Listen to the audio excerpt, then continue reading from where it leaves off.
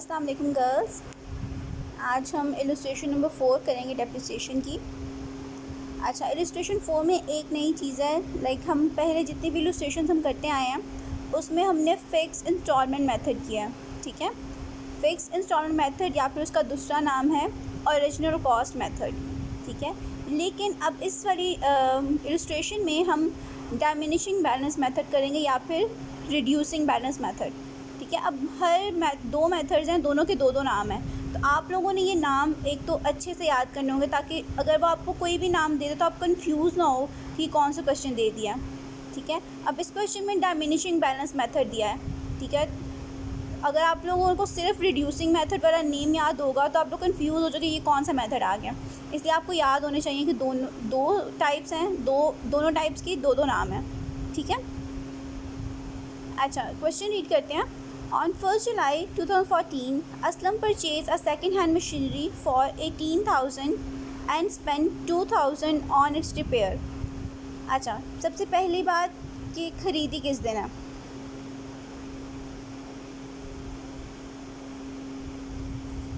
First जुलाई को। ठीक है, 1 जुलाई 2014। अब यहाँ पे साल भी गिवन है और डेट भी गिवन है, 1 जुलाई। ठीक है, Aslam purchase a second hand machinery for 18,000।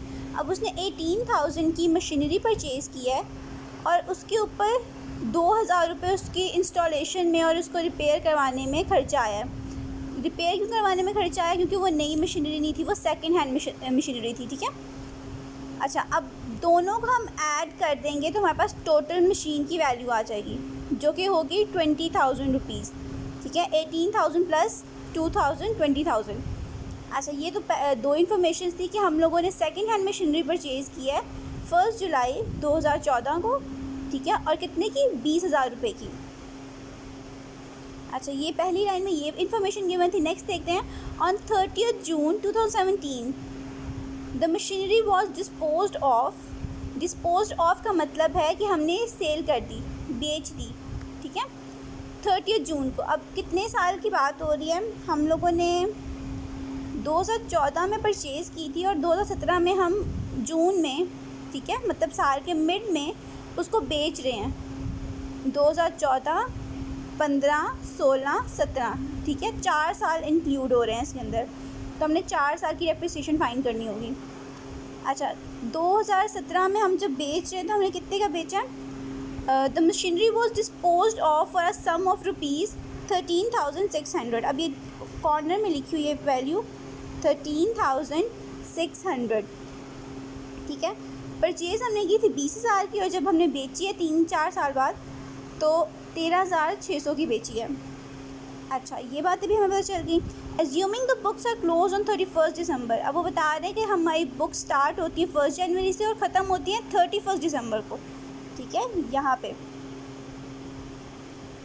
And taking the rate of depreciation as 10% per annum. अब 10% डेप्रिसिएशन उन्होंने बता दिया कि हम लेते किस मेथड से? On diminishing balance.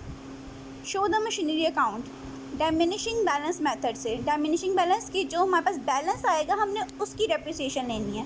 ठीक है, अब हम क्वेश्चन देखते हैं अपना, सोल्यूशन देखते हैं।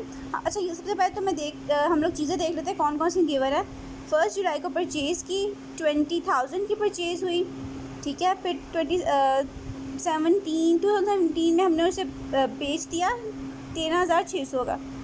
10% डेप्रिसिएशन है और डायमिनिशिंग बैलेंस मेथड है। ठीक है, ये सारी इन्फॉर्मेशन गिवन है। अब हम अपना सोल्यूशन पे आ जाते हैं।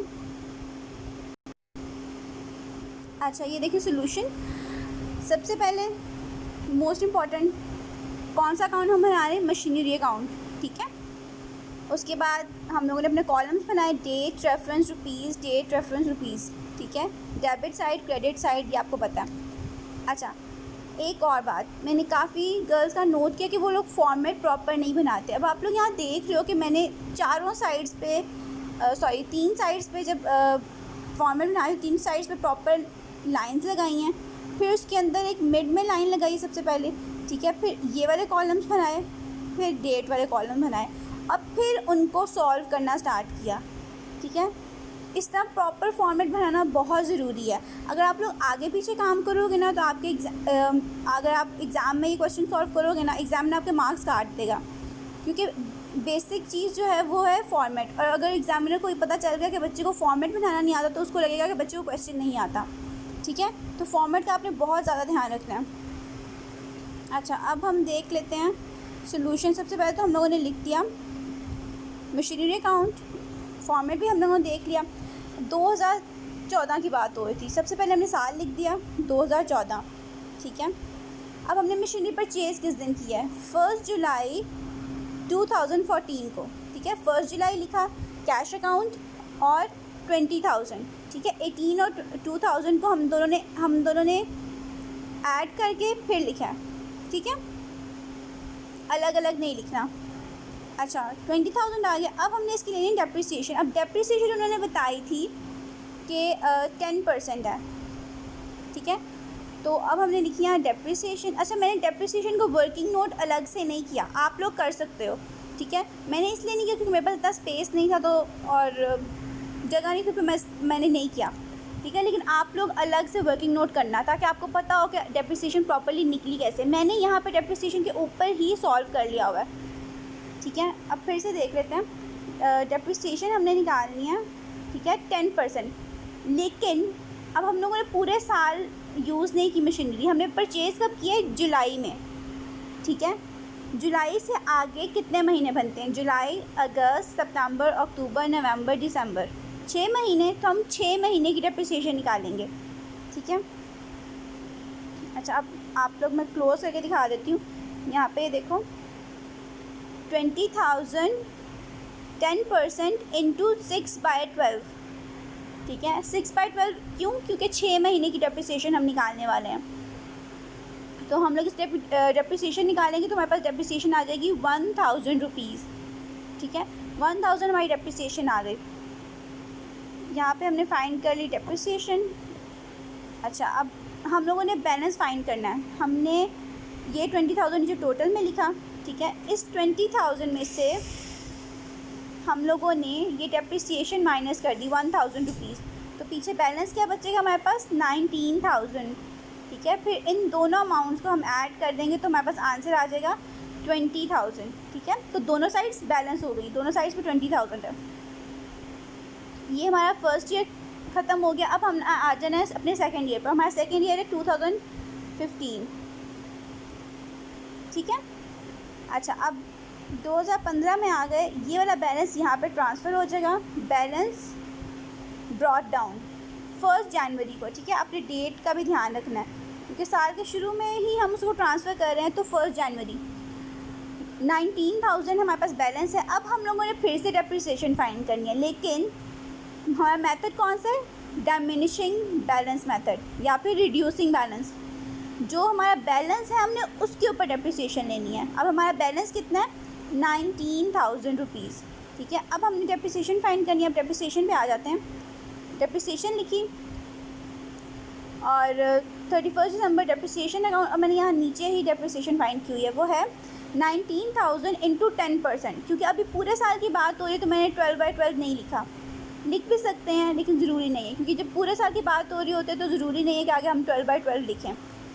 तो 19 इंटू 10% किया तो हमारे पास आंसर आ गया 1900। ठीक है, ये आ गई डेप्रिसिएशन। अब मैंने अब मैंने टोटल करने, सबसे पहले यहाँ पे ये अमाउंट नीचे टोटल में आ जाएगी। इस अमाउंट में से मैंने ये अमाउंट माइनस करनी है। ठीक है, 1900 माइनस करूँगी तो मेरे पास आंसर आ जाएगा 17,100। ठीक है, ये आ गया मेरा बैलेंस। अब मैंने इन साइड की दोनों वैल्यूज़ को ऐड किया तो नीचे मेरे पास टोटल वापस आ जाएगा 19,000। ठीक है, हमारा सेकेंड ईयर भी ख़त्म हो गया। अब आप देख सकते हो डिफरेंस कि पहले वाले मेथड में और इस वाले मेथड में डिफरेंस क्या है। पहले वाले में ये था कि एक दफ़ा हम लोगों ने जो हमारी क्या कहते हैं मशीनरी, बिल्डिंग या ट्रक, जिसकी भी जो वैल्यू थी ना, हम उसके ऊपर ही निकालते थे डेप्रिसिएशन। लेकिन अब जो हमारे पास जो भी बैलेंस आएगा ना, हमने बैलेंस के ऊपर डेप्रिसिएशन निकाल देनी है। ठीक है, अच्छा, ये वाला हमारा कंप्लीट हो गया। अब नेक्स्ट देखते हैं 2016। 2016 और यहाँ पे मैं लिखना भूल गई हूँ, यहाँ पे आप लोग लाजमी लिखना 2016, ठीक है। ये 2016 की बात करें हम, सबसे पहले तो ये वाला बैलेंस यहाँ पे ट्रांसफ़र हो जाएगा। 1 जनवरी बैलेंस ब्रॉट डाउन 17,100, ठीक है। अब हमने इसकी डेप्रिसिएशन फाइंड करनी है और अभी भी पूरे साल की फाइंड हो रही है क्योंकि 1 जनवरी से लेकर 31 दिसंबर तक फाइंड कर रहे हैं। तो 17,100 इंटू 10%, ठीक है। और ये आ जाएगा, एक मिनट, यहाँ पे एक छोटी सी मिस्टेक हो गई है मेरे से, मैंने वैल्यू ज़्यादा लिख दी है। ये वैल्यू है, इसका 1 ज़ीरो नहीं आएगा, ठीक है। ये वैल्यू है 1710, ठीक है। तो ये आप लोगों ने सही कर लेना है। ये जो वैल्यू यहाँ पे मैंने लिखी है ये रॉन्ग है, ठीक है। मैंने ज़ीरो लगा दिया है गलती से, तो ये है करेक्ट वैल्यू, आप लोगों ने ये लिखनी है, ठीक है। अच्छा, ये हो गया। अच्छा, जब हम फिर ये वाली फिर टोटल लिखेंगे, फिर उसमें से 1710, ये वाली वैल्यू नहीं, 1710 माइनस करेंगे तो हमारे पास पीछे वैल्यू बच जाएगी बैलेंस की 15,390, ठीक है। ये आ गया हमारा बैलेंस। और जब हम दोनों को ऐड करेंगे तो हमारे पास नीचे 17,100 आ जाएगा, दोनों साइड्स इक्वल हो गई। अच्छा, उसके बाद हम नेक्स्ट ईयर में आ जाते हैं। अब नेक्स्ट ईयर में यहाँ पे एक छोटा सा ट्विस्ट है। आपके प्रॉब्लम्स के अंदर एक तो क्वेश्चन होंगे जो बिल्कुल सिंपल होंगे, जैसे हम लोग डेप्रिसिएशन फाइंड करते रहते हैं, बस उन्होंने बोला 3 साल की फ़ाइंड करो, हमने 3 साल की फ़ाइंड की और ख़त्म। अब इस क्वेश्चन में उन्होंने बताया कि हम लोगों ने क्या नाम है, जो मशीनरी परचेज़ की थी हमने उसको बेच भी दिया, ठीक है। तो यहाँ पे एक छोटी सी टर्म है जिसको हमने समझना है। अच्छा, अब नेक्स्ट ईयर ट्रांसफ़र कर दी हम लोगों ने, यही वाले बैलेंस यहाँ पे नेक्स्ट ईयर ट्रांसफ़र हो गया। 1 जनवरी बैलेंस ब्रॉट डाउन 15,390, ठीक है। अब हम इसकी डेप्रिसिएशन फाइंड करेंगे सबसे पहले तो, लेकिन कितनी। अब देखो, मैंने 2017 में कौन सी डेट को, 30 जून को मैंने ये सेल कर दी। जब मैंने 30 जून को सेल कर दी तो मैं पूरे साल की डेप्रिसिएशन फाइंड कर सकती हूँ? नहीं, मैंने 30 जून तक उसको यूज़ किया, मतलब जनवरी, फरवरी, मार्च, अप्रैल, मई, जून, ठीक है, मतलब पूरा जून मंथ। तो ये बन जाएंगे 6 मंथ्स, ठीक है। तो अब मैं इनकी 6 मंथ्स की डेप्रिसिएशन निकालूंगी। और आप लोग यहाँ देख सकते हो कि मैंने यहाँ पे 31 दिसंबर नहीं लिखा, मैंने लिखा है 30 जून, क्योंकि मैं डेप्रिसिएशन कब निकाल रही हूँ, 30 जून को, ठीक है।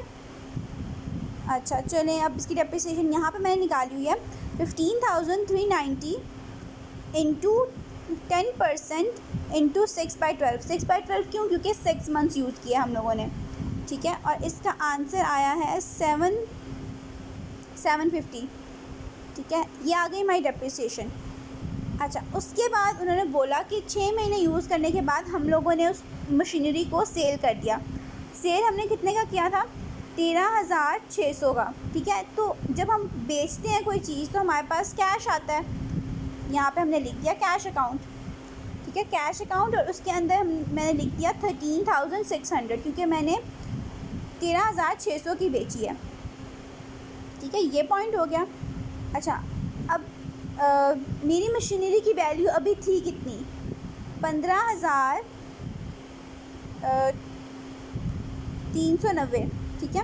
अच्छा, यही टोटल नीचे आ जाएगा, ठीक है। अब मैंने क्या करना है, इस टोटल में से पहले मैं ये दो चीज़ें माइनस करूँगी। 770 और कैश है 13,600, इन दोनों को माइनस करूँगी तो मुझे पता चल जाएगा कि मेरा नुकसान कितना हुआ।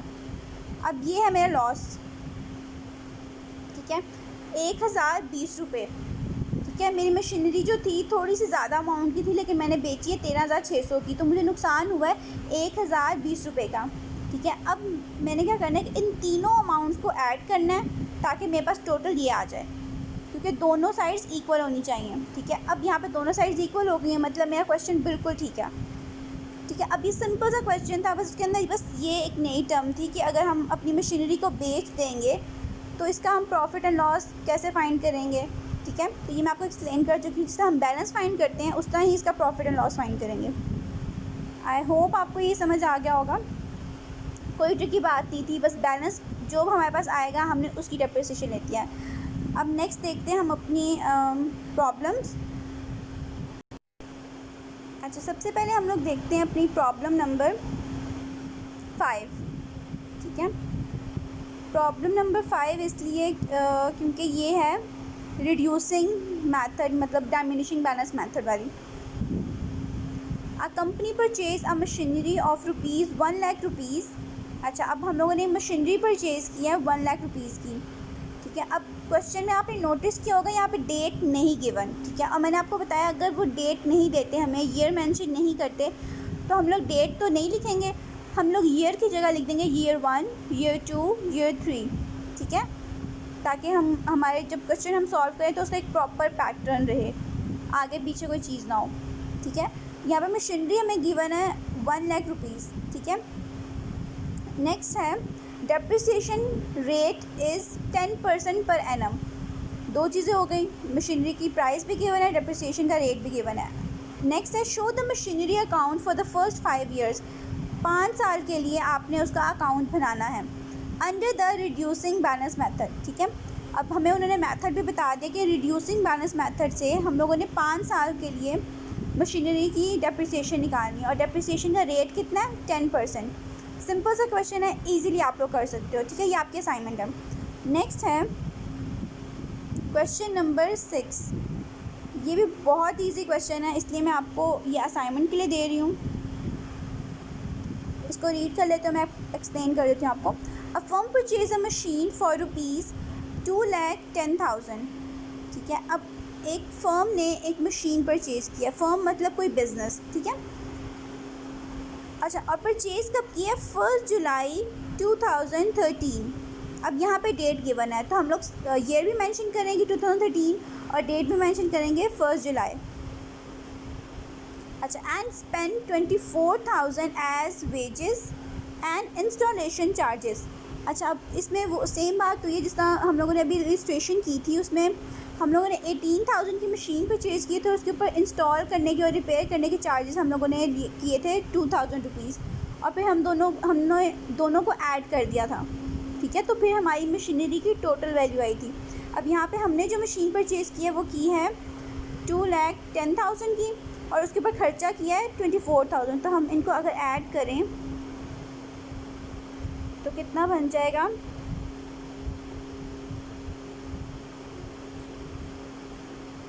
$2,34,000। ठीक है, अब ये हमारी टोटल वैल्यू बन जाएगी 2,34,000। तो वो है हमारी मशीनरी की एक्चुअल प्राइस। ठीक है, जहाँ तो अब हमें एक्चुअल प्राइस पता चल गई 2,34,000। आगे देखते हैं prepare the machinery account for the first 4 years. अब यहाँ पे इन्होंने साल बता दिए कि फ़र्स्ट 4 ईयर्स के लिए हम लोगों ने मशीनरी अकाउंट बनाना है अंडर डायमिनिशिंग बैलेंस मेथड। ठीक है, डायमिनिशिंग या रिड्यूसिंग दोनों सेम होते हैं। ठीक है, ये भी पता चल गया। अब आगे दें of depreciation, method of depreciation assuming that the accounting year of the firm ends on 31 December. ठीक है, 31 दिसंबर को आपका अकाउंटिंग ईयर ख़त्म हो रहा है। Rate of depreciation is 10% per annum. अच्छा, डेप्रिसिएशन रेट भी उन्होंने दे दिया 10% पर एनम। सिंपल सा क्वेश्चन है, कुछ ट्रिकी नहीं है। जो इलस्ट्रेशन मैंने आपको कराई है उससे तो बहुत ज़्यादा इजी है। ठीक है, 4 ईयर्स के लिए आप लोगों ने डेप्रिसिएशन अकाउंट बनाना है मशीनरी का, और 10% डेप्रिसिएशन लेनी है। बहुत सिंपल सा क्वेश्चन है, होप आप लोग कर लोगे। स्टिल अगर कोई बात आपको समझ ना आए, किसी पॉइंट में कन्फ्यूजन हो, तो आप लोग मुझसे पूछ सकते हो। ठीक है।